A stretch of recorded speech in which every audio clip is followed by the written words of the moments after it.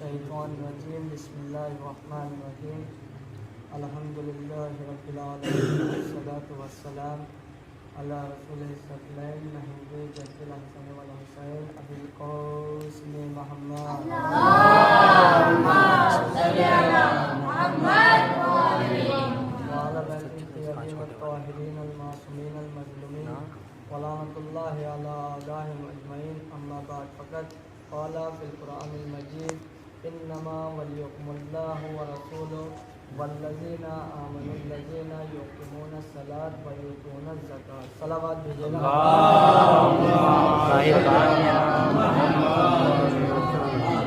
देखिएगा, मैं कोई बड़ा ज़ाकिर नहीं हूँ।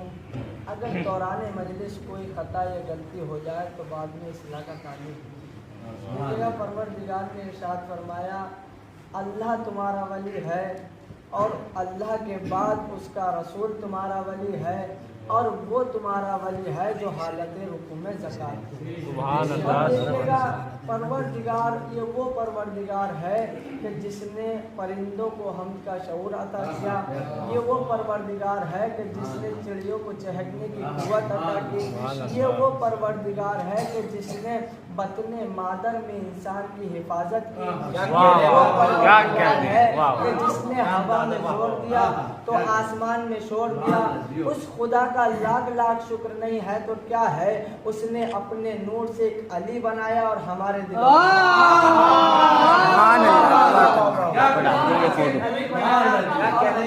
में डाल दिया। देखिएगा, आज इमाम की शहादत है तो पहले इमाम का तारुफ थोड़ा बहुत। इमाम की विलादत 10 रजब सन 195 हिजरी को हुई और आपका लक़ब तकी और जव्वाद।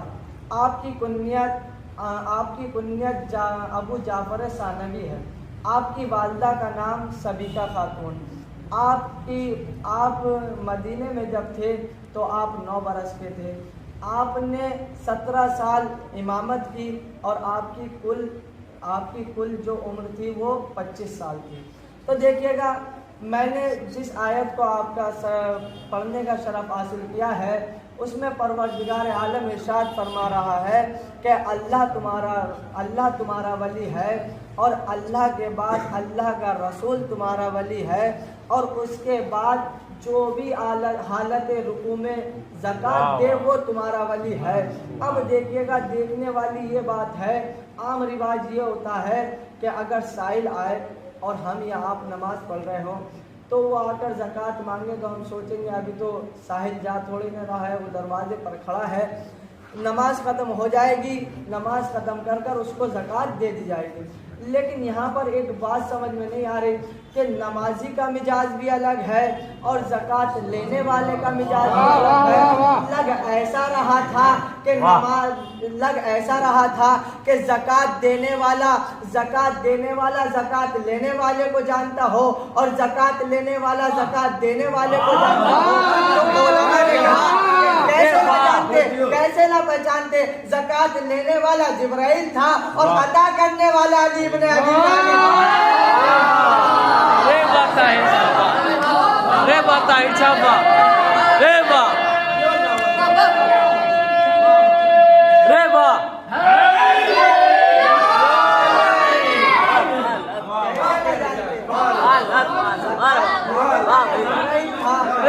और ज़कात देने वाला अली इब्न अबी तालिब था।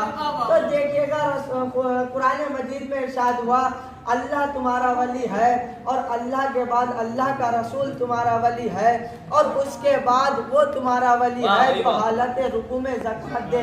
ऐसा तारीख में कोई नहीं मिला बस इल्ला अली ने हालत रुकू में ज़कात दी। अब देखिएगा, कुरान मजीद में इरशाद हुआ, इन्नमा वलियुकुमुल्लाहु व रसूलुहु, अल्लाह तुम्हारा वली है और उसका रसूल तुम्हारा वली है। देखिएगा, अल्लाह तुम्हारा वली है तो मुसलमानों ने कलमा पढ़ लिया ला इलाहा इल्लल्लाह और उसके बाद अल्लाह का रसूल तुम्हारा वली है तो मुसलमानों ने कलमा पढ़ लिया मोहम्मदुर रसूलुल्लाह और उसके बाद अगर हमारी आयत यहाँ रुक जाती तो हमारा कलमा भी यही रुक जाता, लेकिन आयत ने हमें सहारा दिया। आयत फिर आगे बढ़ी, आयत ने कहा वो तुम्हारा वली है जो हालत रुकू में ज़कात देता हो। तो अब हमने कलमा पढ़ लिया, अलीयुन वलीउल्लाह, अलीयुन वलीउल्लाह। सलावत भेजेगा मोहम्मद वाले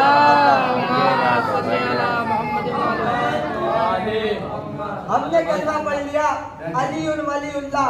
अगर हमारा कलमा साबित है, हमारे कलमे साबित है तो इस आयत से साबित है। अब एतराज़ करने वाले ने बड़ा अजीब सा एतराज़ करा।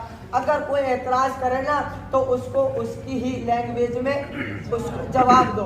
अब एतराज़ करने वाला अगर कुरान से एतराज़ करे तो कुरान से जवाब दो, अगर एतराज़ करने वाला अक्ल से एतराज़ करे तो अक्ल से जवाब दो। अब एतराज़ करने वाले ने अक्ल से एतराज़ किया।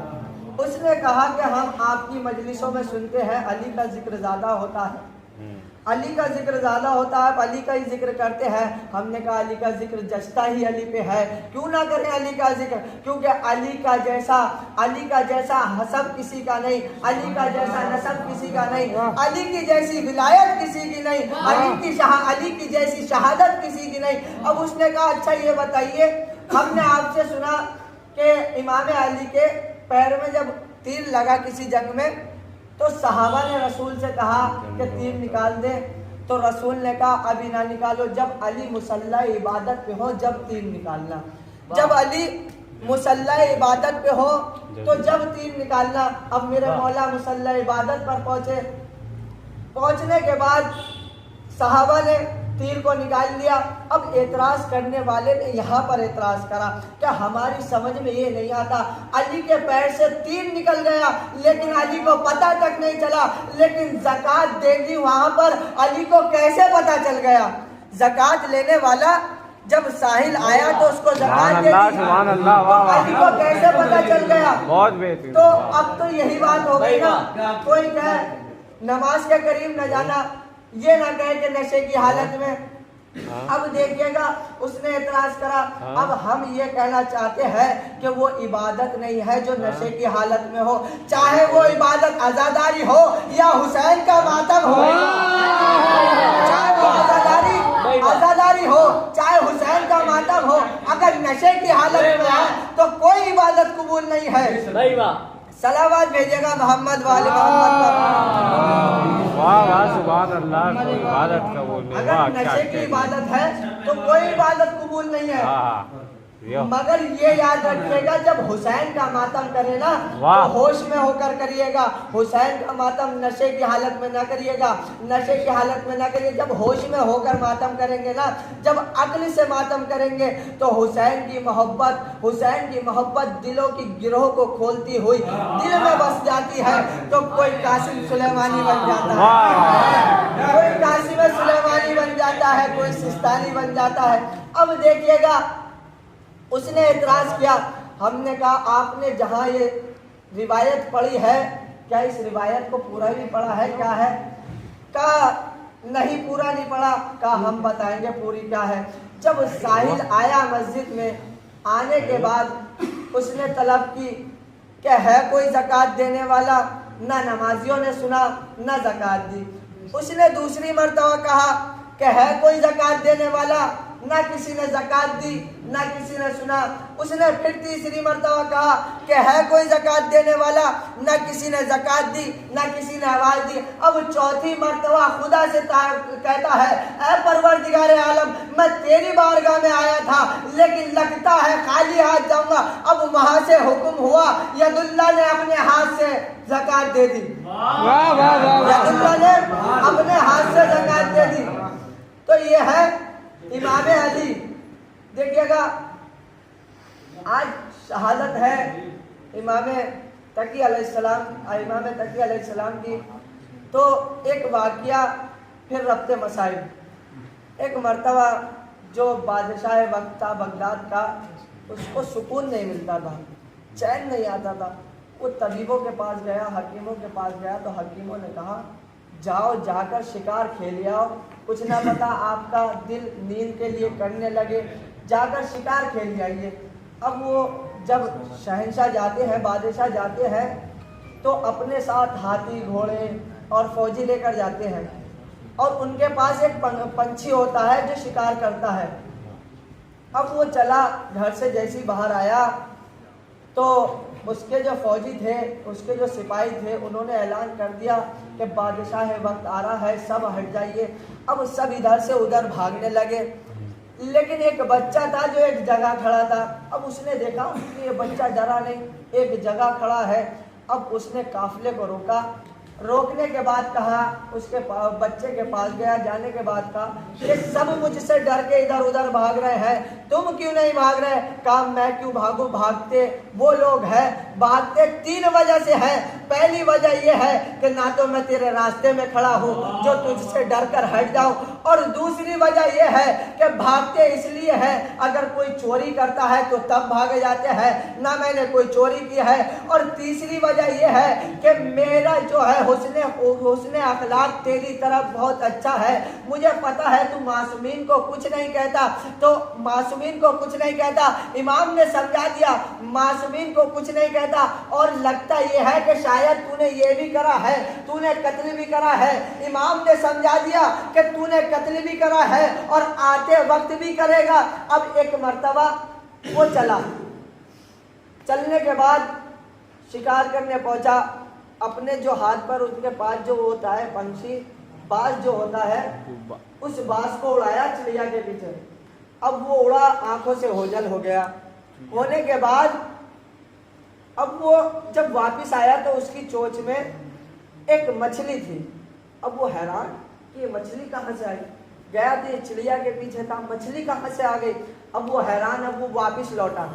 लौटने के बाद जब इमाम को देखा, फिर वही इमाम वहीं पर खड़े हैं, एक बकरी का कान पकड़े हुए उसको सजदा करा रहे हैं कि खुदा को सजदा कर, खुदा को सजदा कर। अब उस बादशाह ने कहा कि ये क्या कर रहे हो, एक बकरी से खेल रहे हो?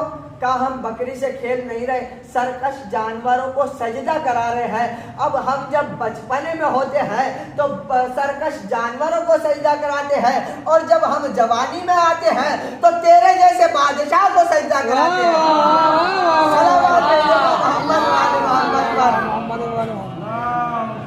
सल्ले अला मोहम्मद व आले मोहम्मद।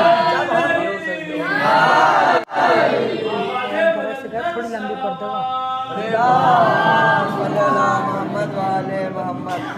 जब हम जवानी में आते हैं तो तेरे जैसे बादशाह को सजदा कराते हैं। अब वो समझ गया ये कोई आम बच्चा नहीं है, तो उसने कहा ये आम बच्चा नहीं है। अब जो वहाँ लोग खड़े थे उन्होंने कहा तुझे कैसे पता ये आम बच्चा नहीं है? अब वो तो समझ गया था, बता नहीं रहा था। उसने कहा जाओ अपने यहाँ के बगदाद के जो मुफ्ती आजम है, जो पूरे बगदाद के मुफ्ती है, उनको बुला कर लाओ। अब मुफ्ती आजम को बुलाया गया। बुलाने के बाद मुफ्ती आजम अपने शागिर्द के साथ आए। आने के बाद कहा बादशाह वक्त क्या आपने हमें बुलाया? कहा हमने आपको बुलाया। अब इमाम से कहता है इमाम आपके लिए भी तख्त लगवा दिया जाए। तो इमाम ने कहा खबरदार, हम तख्त पर नहीं बैठते, हम मिंबर पर बैठते हैं, क्योंकि हम है वारिसे रसूल। वाह वाह वाह। हम है वारिसे रसूल, हम मिंबर पर बैठते हैं। मिंबर मंगवाया जाए। एक मर्तबा इमाम के लिए मिंबर मंगवाया गया। इमाम मिंबर पर बैठे। इमाम ने कहा तख्त से थोड़ा दूर रखना, कहीं देखने वाले ये ना समझे कि मिंबर से तख्त मिला हुआ है। अब वो मिंबर थोड़ी दूर फासले पर रखा गया। अब बगदाद का जो शहंशाह था, बादशाह वक्त था, उसने कहा मुफ्ती आजम जो पूछना है इससे पूछिए। अब मुफ्ती आजम ने देखा, उसकी शक्ल देखी इमाम की, देखने के बाद कहा कहाँ ये बच्चा और कहाँ मैं मुफ्ती आजम, मेरी और इस बच्चे की क्या जोड़, आप इसका मुनाजरा मेरे किसी शागिर्द से करा दीजिए, वही इसको हरा देगा। अब बादशाह वक्त ने कहा नहीं आप ही पूछिए। अब उसने सोचा क्या पूछूं क्या पूछूं क्या पूछूं।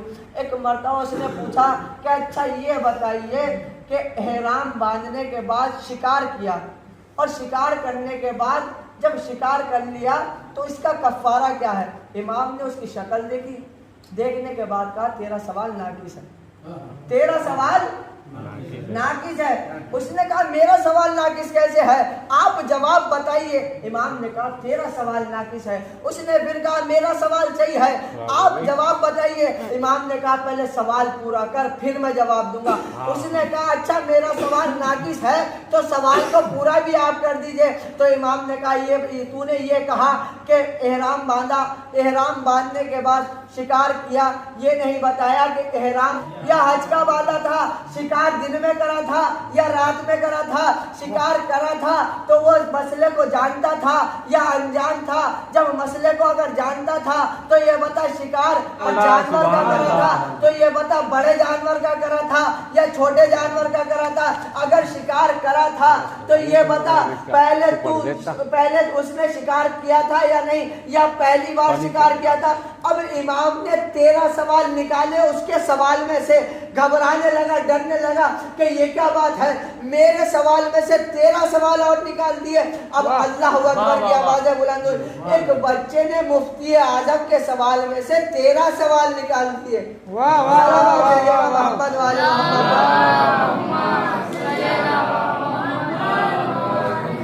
13 सवाल निकाल दिए। अब डरने लगा। इमाम ने कहा अब तक थी तेरी बारी, अब तो तूने पूछ लिया, अब है मेरी बारी, अब मैं पूछूंगा। वो डरने लगा, कांपने लगा कि जब मेरे सवाल में से 13 सवाल निकाल दिए, अब जब ये अपना सवाल करेंगे तो मेरा क्या होगा, मेरा क्या होगा अगर ये सवाल करेंगे। तो इसने दिल में सोचा हो शायद कि हमारे बड़ों ने तो पहले ही कह दिया था अगर ये ना होते तो हम हलाक हो जाते।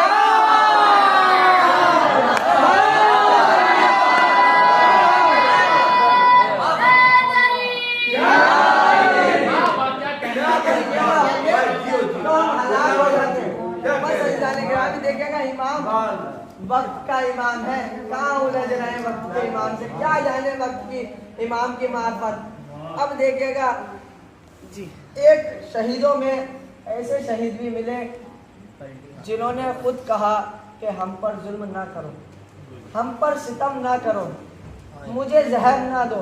एक मर्तबा इमाम अली नकी अलैहिस्सलाम कहते हैं कि किसी मोमिन को बुरी खबर ना देना, क्योंकि बुरी खबर सुनने के बाद मोमिन का दिल टूट जाता है। इमाम ये नहीं कह रहे कि किसी को खबर ना दो, खबर दो लेकिन आराम से खबर दो, आहिस्ता से खबर दो। हाँ ज़दारो, एक सबसे मुश्किल काम ये है कि एक माँ को उसके बेटे की शहीद होने की खबर देना। हाँ अज़ीज़ान गिरामी देखिएगा, उसके बेटे के शहीद होने की खबर देनी। अज़ीज़ान गिरामी एक वक्त वो था, आपको कुछ याद आया हो जनाबे लैला जब खैमे के बाहर खड़ी थी और अपने बेटे को देख रही थी तो इमाम हुसैन ने कहा लैला तुम अंदर चली जाओ और जाकर दुआ मांग। अज़ीज़ान गिरामी देखिएगा, घुटकर पुरसाना दीजिएगा। हाँ उम्मे लैला लेकर लैला जाओ अंदर जाकर दुआ मांगो। हाँ ज़दारो इमाम हुसैन ने जानते हो क्यों अंदर भेजा कि किस तरीके से एक माँ अपने बेटे को घोड़े की जीन से गिरते हुए देखे। हाँ ज़दारो एक वो था कि जब इमाम हुसैन और मोहम्मद के लाशें लाए तो जनाब ज़ैनब को ना बताया।